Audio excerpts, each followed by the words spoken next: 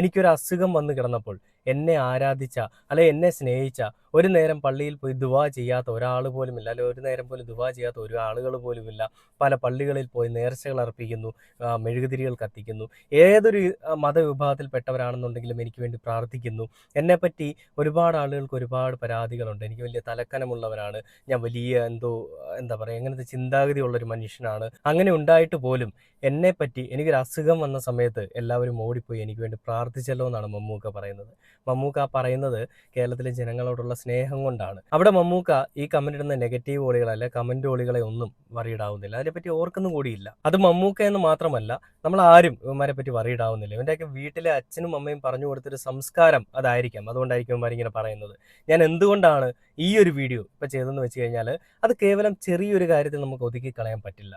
കാരണം മമ്മൂട്ടി ഒരു മനുഷ്യൻ, മമ്മൂട്ടിയെ മാറ്റി നിർത്താം, ഏതൊരു മനുഷ്യനാണെന്നുണ്ടെങ്കിലും അയാളുടെ ജീവിതത്തിൽ